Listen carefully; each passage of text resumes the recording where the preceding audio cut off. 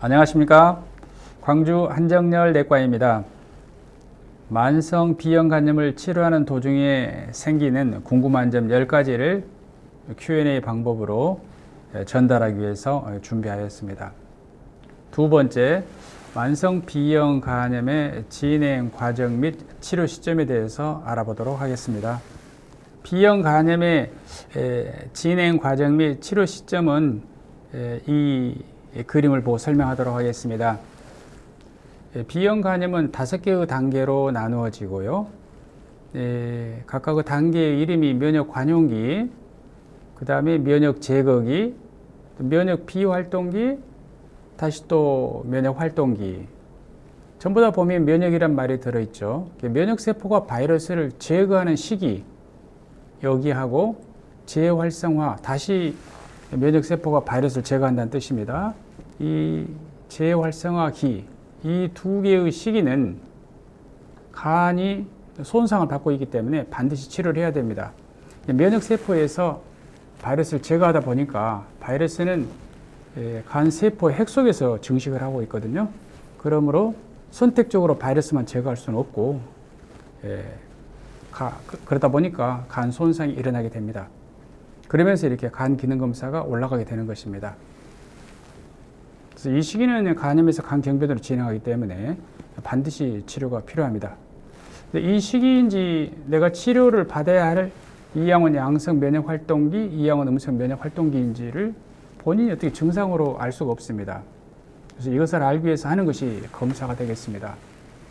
여기서 보다시피 E항원 양성인지 음성인지, 그러니까 E항원 양성 음성 검사를 해야 될 것이고요.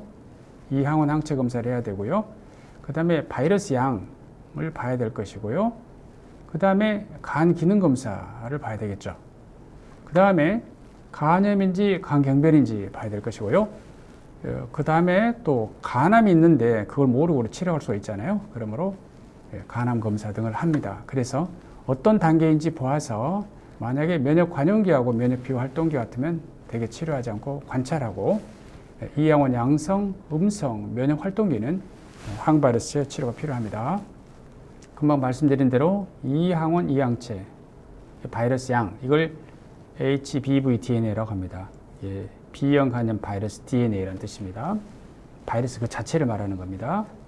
그 다음에 간 기능 검사, AST, ALT, 감마 GTP, 그 다음에 간 경변을 보는 초음파, 가장 많이 사용하죠. 섬유화 스캔, 섬유화 스캔 점수가 높으면 간 경변입니다. 되게 11점 이상이면 간 경변으로 볼 수가 있습니다. 그 다음에 혈액 검사로 알부민이 떨어지고 혈액 응고 시간을 보는 PET가 늘어나게 되고 혈소판이 감소되면은 또 간 경변 쪽으로 가까워지는 것이죠. 내시경에서 식도 정맥류가 커져 있다 그러면은 이런 경우도 이제 간 경변이 있는 것입니다. 그 다음에 간암 검사도 역시 제일 많이 하는 것이 초음파입니다. 물론 초음파에서 이상이 있으면 그 다음에는 CT나 MRI 검사를 하게 되고, 혈액 검사로 알파 피토 단백이나 피부카2를 이용을 해서 현 상태가 어떤 상태인지를 평가를 한 다음에 약이 들어가게 되겠습니다. 그래서 말씀드린 대로 E항원 양성 면역 활동기, 그리고 E항원 음성 면역 활동기, 이때는 질환이 진행하는 시기이기 때문에 이때가 바로 약이 들어가는 시기가 되겠습니다. 그리고 이때는 말 그대로 면역세포가 바이러스에 대해서 관용을 베풀고, 이때는 면역세포가 바이러스에 대해서 바이러스 양이 적기 때문에 활동을 하지 않죠. 면역 비활동기이기 때문에 이 두 개의 시기는 치료하지 않고 관찰을 합니다. 관찰하는 그 간격은 대개 6개월 간격으로 관찰을 하게 됩니다. 대한간암회 진료 가이드라인을 보면은 그럼 언제 치료할 것이냐인데요. 먼저 이것부터 말씀드리겠습니다.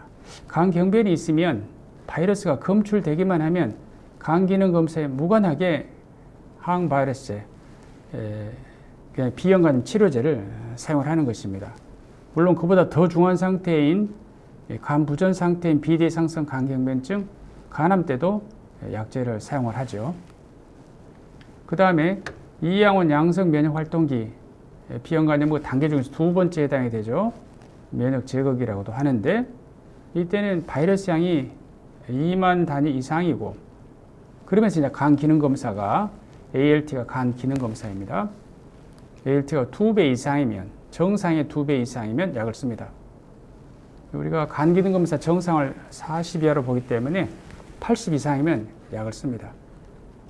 그런데 바이러스는 많은데 간 기능 검사가 80을 넘지 못하면 여기를 회색지대라고 합니다.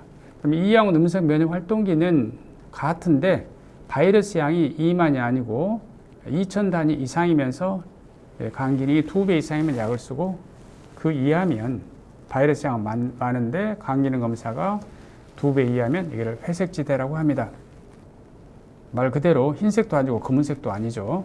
그래서 이 시기에 대한 연구들이 많이 있지 않기 때문에 약을 쓰는 것이 도움이 되는가에 대한 것이 없어서 회색지대라고 하였는데 최근에 나온 연구들을 보면은 회색지대는 꼭 치료해야 되는 것으로 되어 있습니다. 치료해야만이 간암이 생기는 것을 막을 수가 있고 조직학적으로 나빠지는 것을 막을 수가 있습니다. 그래서 이 회색지대 중에서 간 기능 검사가 40에서 80 사이인 경우를 따로 보험에서 2023년부터서 인정을 해 주었습니다. 그래서 이 시기에 섬유화가 있는 경우인데요. 그것은 섬유화의 기준을 F2라 해가지고 의미 있는 섬유화가 있으면 이때부터서 약이 들어갈 수가 있습니다. 섬유화 스캔을 했었을 때 그 점수가 되게 7.5 킬로파스칼 이상이면 약제를 사용을 할 수가 있습니다. 제가 설명을 드리긴 하지만 상당히 어렵죠. 보험 인정 기준이. 자, 이것은 뭘 의미하냐면 간이 많이 나빠야지 약을 쓸 수 있다고 말입니다. 간 경변이 있거나 또는 바이러스도 많고 간 손상이 있어서 간 기능이 80이 넘거나 40에서 80 사이면 섬유화가 의미 있게 많거나 이럴 때 약을 쓰겠다 그 말입니다. 즉 그 불이 났는데 연기까지 같이 나야지 불을 진화를 한다는 것이죠. 초기 단계부터 붙어서 연기가 나기 전에 진화를 해야 되는데 지금 그렇게 하고 있지 않는 것입니다. 그래서 치료를 받아야 할 환자들이 치료받지 못하고 있는 그런 상태입니다. 2023년 3월부터서 요양급여 기준이 바뀌었는데요. 말씀드린 것처럼 그 전에는 간 경변이 있다 하더라도 바이러스가 2000 단위 이상이어야 됐거든요. 이제는 바이러스가 검출되기만 하면 간 경변은 약을 사용할 수가 있습니다. 그 다음에 간염의 경우에 있어서 간 기능 검사가 80이 넘지 않은 40에서 80 사이라 그러면은 F2 이상이면 바이러스 양이 기준을 충족하면 약을 사용을 할 수가 있습니다. 보험으로. 자, 개선돼야 할 점은 요양급여 기준이 너무 어렵습니다. 그래서 환자분들께 설명하기도 굉장히 어렵고요. 또 보험으로 치료받기도 또 어려운 분들이 많이 있습니다. 그 다음에 그것은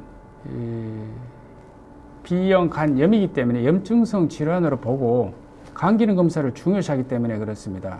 80 이상이거나 40에서 80 사이 이런 것이 있잖아요.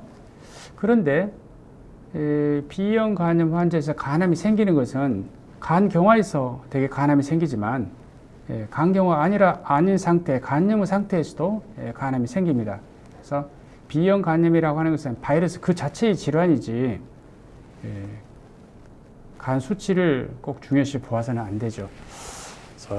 그리고 간 수치라고 하는 것은 간의 상태를 잘 반영하지 못합니다.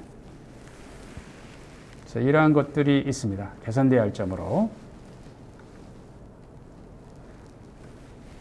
B형 간염의 이 5개의 단계 중에서 두 번째, 네 번째 단계인 이양원 양성 면역 활동기, 이양원 음성 면역 활동기는 반드시 치료가 필요한 시기이고 이 시기를 알기 위해서 이제 이양원 이항체 검사, 간 기능 검사, 간염인지 간경변인지 알아야 되고요.